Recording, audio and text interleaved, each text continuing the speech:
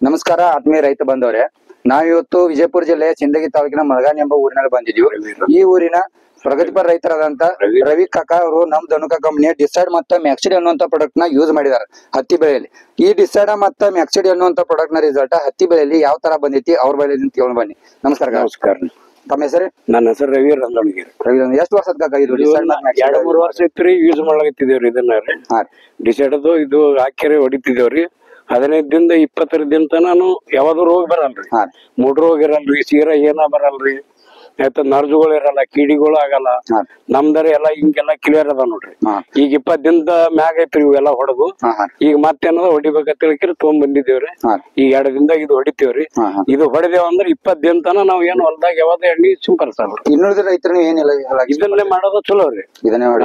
Continue ಇದನ್ನೇ ಹೊಡ್ಕೋತದ್ರಿ ಯಾವ್ದು ರೋಗ ಬರಲ್ರಿ.